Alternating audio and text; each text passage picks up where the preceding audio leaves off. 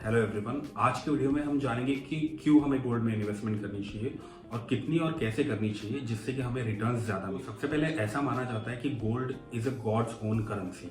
पुराने जमाने में जब बैंक नोट्स नहीं होते थे तब गोल्ड को एज ए करेंसी यूज किया जाता था, क्योंकि गोल्ड एक इनडिस्ट्रक्टिबल मेटल है, इसे कोई डिस्ट्रॉय नहीं कर सकता और इसे इटर्नल मेटल भी कहा जाता है। ऐसा इसलिए भी है क्योंकि दुनिया की कोई भी इकोनॉमिक पॉलिसी डायरेक्टली इसकी वैल्यू को अफेक्ट नहीं कर सकती। It is the most liquid and reliable asset in the world. इसलिए यूएस में जब भी रिसेशन आता है, इन्वेस्टर्स अपना सारा पैसा स्टॉक से निकाल के गोल्ड में इन्वेस्ट करते हैं, क्योंकि गोल्ड को एक सेफ हेवन एसेट माना जाता है।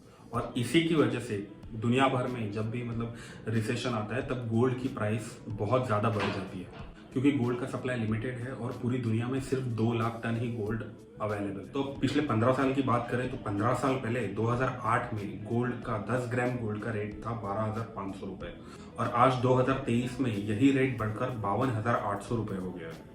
अब इसके हिसाब से पिछले 15 सालों में गोल्ड ने 10% का एनुअल रिटर्न दिया है। अगर एब्सोल्यूट रिटर्न की बात करें तो इसका होता है 322 समथिंग का एब्सोल्यूट रिटर्न होता है, मतलब 5 गुना। और अब ये प्राइस देख के आपको लग रहा होगा कि गोल्ड काफी ओवर वैल्यूड हो गया है, अभी गोल्ड बहुत ज्यादा महंगा हो गया है। तो ये बात जान लो कि गोल्ड कभी भी ओवर वैल्यूड नहीं होता।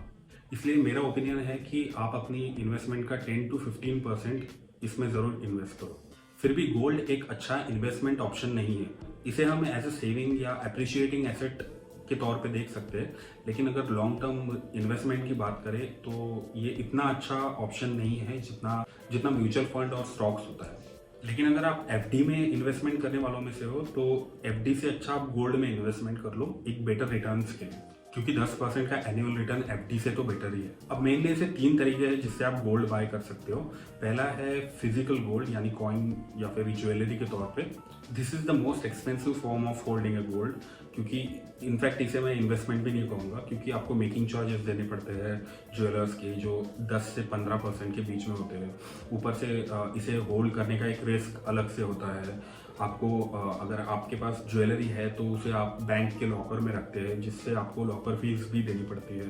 तो इन्वेस्टमेंट के तौर पे तो ये कोई एक ऑप्शन नहीं हुआ। ऊपर से इसे अगर आप मार्केट में बेचने जाओ तो ये मार्केट से काफी कम रेट में बाय बैक होता है। तो इन्वेस्टमेंट के पर्सपेक्टिव से ये वाला ऑप्शन तो किसी काम का नहीं। अब दूसरा ऑप्शन आता है गोल्ड की ईटीएफ, यानी एक्सचेंज ट्रेडेड फंड।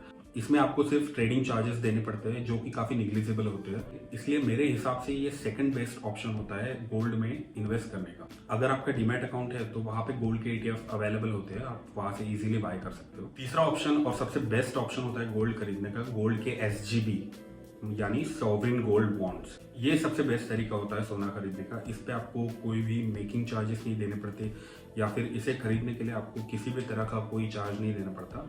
ऊपर से अगर आप इसे मैच्योरिटी पीरियड तक होल्ड करके रखते हो तो आपको उससे होने वाले प्रॉफिट पे आपको कोई भी टैक्स नहीं लगेगा, मतलब no buying fees, no taxes.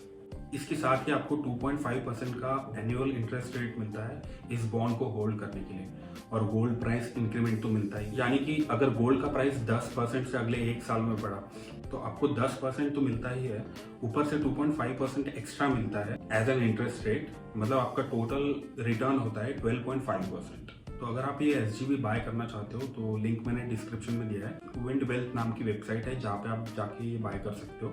By the way इस लिंक को शेयर करने के लिए विंड वेल्थ ने मुझे स्पॉन्सर नहीं किया। तो आई होप कि ये वीडियो आपके लिए नॉलेजेबल रहा होगा। नीचे कमेंट करके आप बता सकते हो, और मिलते हैं अगले वीडियो में ऐसे इंटरेस्टिंग कंटेंट के साथ। तब तक के लिए लाइक, शेयर और सब्सक्राइब कर देना।